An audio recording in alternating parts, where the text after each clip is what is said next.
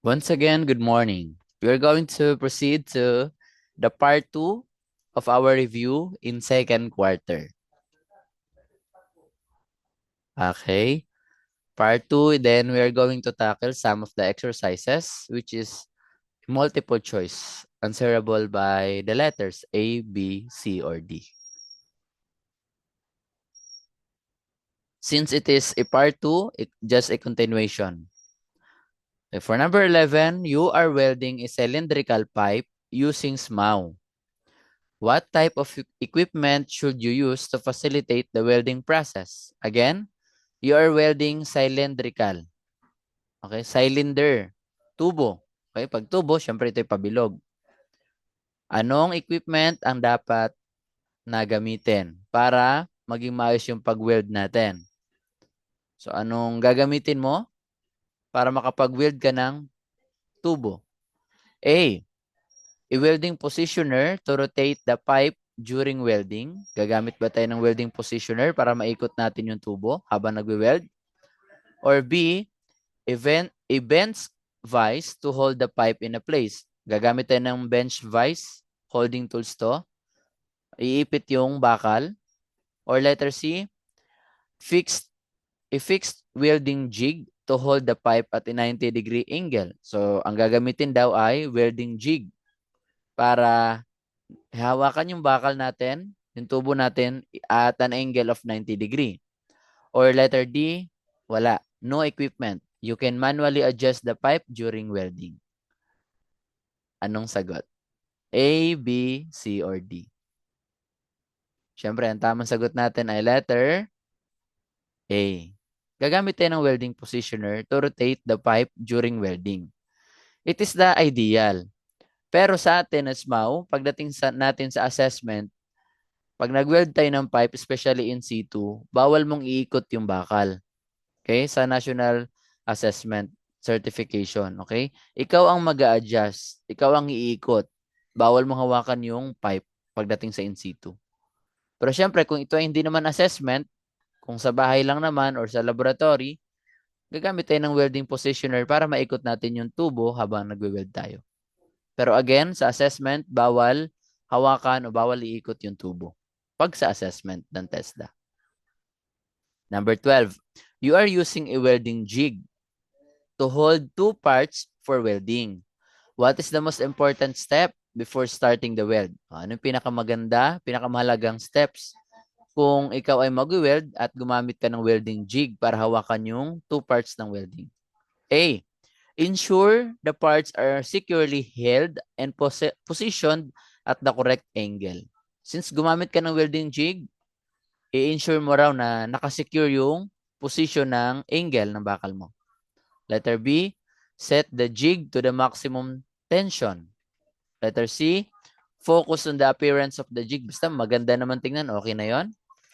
Or letter D, use the jig without adjusting it. Gamit ng jig pero hindi mo naman ina-adjust. So ano kayang maganda answer? Anong the best answer? Siyempre, letter A. Ensure that the parts are securely held and positioned at the correct angle. Ang purpose nga kaya tayo gumamit ng welding jig para ma-secure, para tama yung angle, para pantay yung bakal pag wineld natin. Okay? Kaya dapat i-secure natin yung angle, yung position. Number 13. You are preparing to weld a heavy component and need to use a fixture. Siyempre, mabigat na bakal. Mabigat na bagay ang i-weld natin. Gagamit tayo ng fixture. What is the first step before welding? A. Ensure the fixture is properly adjusted to securely hold the workpiece. Naka-adjust ba dapat ng maayos yung fixture bago mag-weld? B. Begin welding immediately once the fixture is placed. Pag nailagay na fixture, okay na yon. Simulan na agad ang welding. Or letter C, set up the fixture loosely for better flexibility. Gumamit ka ng fixture pero maluwag. Letter D, leave the fixture unadjusted to reduce setup time. Hayaan mo na yung fixture, wag mo na i-adjust para mabilis, sayang yung oras. Anong letter? Anong tamang sagot? Siyempre letter A pa rin. Ensure the fixture is properly adjusted to securely hold the workpiece. Kaya nga may fixture tayong gagamitin para mas ma-secure para mahawakan yung bakal, yung bagay na i-weld natin. So letter A, ensure the fixture. Okay, once again, a piece of reminder, this reviewer is not totally the exam. It's just a exercises to practice on how you're going to deal with the different situation and questions in the exam. Number 14, the welding positioner you are using for a vertical joint seems to be misaligned. Again, yung welding positioner mo raw na ginagamit para sa patayo, vertical joint ay misaligned, hindi pantay, hindi maayos. Ano gagawin mo? What should you use? A, ignore the misalignment and proceed with the weld. Hayaan mo na yan. Then, mag-weld na. Or letter B, adjust the positioner to correct the alignment before starting. Teka, kaya ka nga may positioner. So, i-adjust mo, i-correct mo yung alignment bago ka magsimula. Or letter C, increase the amperage to compensate for the misalignment. Wag mo na i-adjust. Taasan mo na lang yung amperahe ng kuryente para makayanan niyang ma-align yung misalignment. Or letter D, reposition the workpiece manually without adjusting the positioner. Ano mo na lang, manually mo na lang i-adjust, i-reposition. Huwag mo nang i-adjust yung mismong positioner. So, anong tamang sagot? Adjust the positioner to correct the alignment before starting. Okay? Number 15. You are setting up a jig to weld a metal frame. Okay? The components are heavy. How can you ensure the setup is correct? Anong ginagawa mo? Nagsiset up ka ng jig to weld a metal frame. Ang component ay mabigat. Paano mo ma-check, ma-ensure na yung setup na ginawa mo ay tama? A, use a fixture with adjustable clamp and arms to hold the component securely and in alignment. Gagamit tayo ng fixture na na-adjust yung clamp and arms para mahawakan na maayos yung component at ma-secure na tama yung alignment bago tayo mag-weld. Or letter B, ilagay natin yung component sa maluwag. Components loosely on the fixture for easy movement. Hayaan mo na maluwag dun sa fixture para makagalaw daw ng maayos. Letter C, use a fixed jig without adjusting it. Gamit lang ng jig, masabi lang na gumamit tayo, wag na nating i-adjust. Or letter C, ensure the frame is unaligned to adjust during welding. Hayaan na nating hindi align ng maayos para ma-adjust natin habang nagwe-weld tayo. So, anong tamang sagot? Anong letter? Siyempre, ang tamang sagot, use fixture with adjustable clamp and arm to hold the component securely in alignment. Yun naman ang purpose bakit nagamit ng fixture. Kaya nga fixture para ma-fix, para ma-secure, ma-hold ng maayos yung component na i-weld natin na naka-align. Okay, next. You need to preheat a large steel plate before welding. Pag sinabing preheat, painitin mo muna bago ka mag-weld. What is the first thing you should do with the preheating equipment? Anong una mong gagawin? A. Set the preheating tool to the correct temperature according to the material type. Sisit daw natin yung tool sa tamang temperatura based dun sa material na i-weld natin. Or B. Set the preheating tool to the maximum temperature. Maximum na agad natin. Preheat pa lang, i-maximum na agad natin yung range ng machine. Letter C, begin welding without preheating. Huwag na mag-preheat. Sayang yung oras, weld na agad. Or letter D, set the temperature too low to avoid overheating. Para hindi naman daw mag-overheat, baba naman natin yung amperahe. Again, ang gagawin natin, preheat a large steel plate bago mag-weld. Anong tamang sagot? Anong unang gagawin? Siyempre, preheating tool to the correct temperature base sa klase ng material na gagamitin natin. Okay? Yan ang tamang sagot.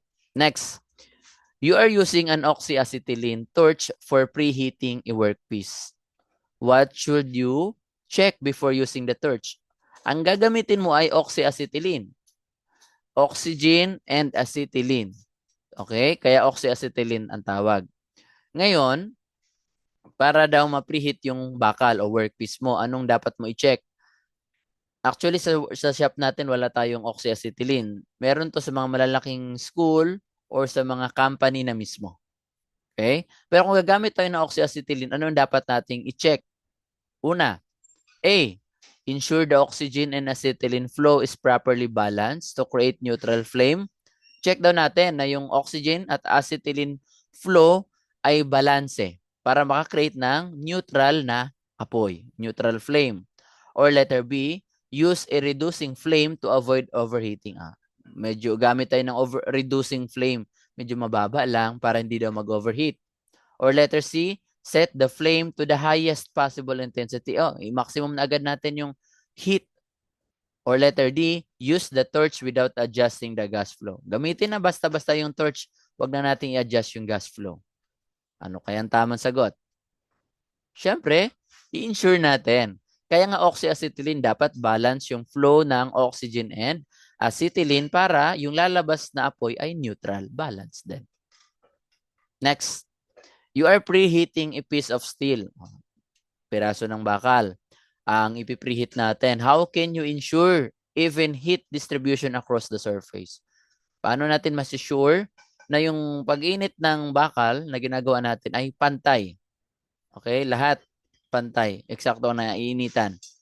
A, move the torch in a circular motion, pabilog, paikot, to heat the entire surface evenly para daw mainitan yung buong surface ng bakal ng pantay. Or letter B, focus the flame on one area for extended periods. Magpipreheat tayo ng bakal, initin natin yung bakal. Sa isang area lang daw. So kung ito yung bakal, dito lang banda tayo. Sa isang part lang. Ganun ba? Or letter C, only heat the edge of material. So kung ito yung bakal, dito lang tayo sa gilid, sa edge lang. Or letter D, heat the surface rapidly to reduce heating time. Bilisan natin pag-init sa surface para hindi sayang oras. Anong tamang sagot? Siyempre, circular motion, pabilog, paikot.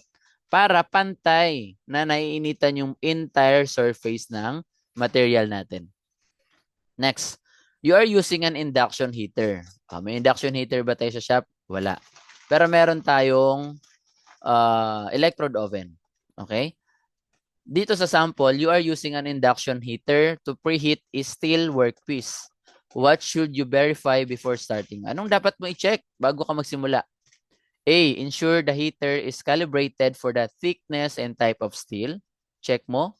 Yung heater ba ay naka-align, naka-calibrate, naka-measure siya sa base sa bakal at klase ng bakal na ipipreheat mo.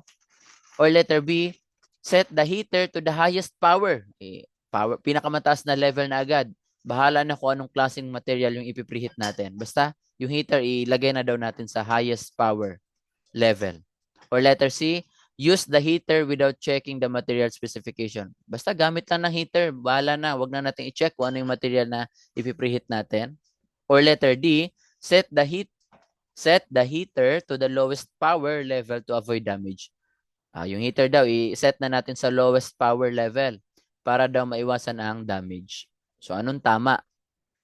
Siyempre, dapat ensure the heater is calibrated. Dapat naka-align yung heat niya, yung heat level niya sa kapal at klase ng steel na gagamitin natin. Okay, na ipipreheat natin. Last number. To monitor the preheating of a large steel component, you decide to use an infrared thermometer. Again, sa shop natin, wala tayong infrared thermometer. Siguro, sa ibang bansa, sa mga welding shop doon, meron sila. Or possible sa mga malalaking industry company, meron infrared thermometer. Okay. But with regards to the question, since the situation is you are going to monitor the preheating of a large steel component, and based on the situation, you are decided to use infrared thermometer. So what should you check before using the thermometer? Ano daw dapat mo i-check pag gumagamit ka ng thermometer? A, ensure the thermometer is calibrated for accurate readings. Check mo, siguraduhin mo na yung thermometer mo ay nakakalibrate, nakasukat sa tamang reading niya, tamang measurement niya. Or letter B, use the thermometer without checking the settings. Basta gamit lang kahit di alam. Gamitin lang thermometer kahit di na-check yung setting nito. kung nakakalibrate ba ng tama. Or letter C, focus on the thermometer's range only. Mag-focus ka na lang daw sa measurement, sa range only ng thermometer. Or letter D, check the thermometer's appearance and disregard calibration. Basta, tignan mo lang daw yung itsura ng thermometer. Pag mukha namang maayos, mukha namang maganda, hayaan mo na yung measurement, yung calibration kung naka-align o hindi. Basta sa appearance ka na lang daw tumingin. So, anong tamang sagot? Siyempre, ensure that the thermometer is calibrated for accurate readings para hindi tayo magkamali. Okay, so dyan lang nagtatapos ang ating reviewer for the second quarter part 2.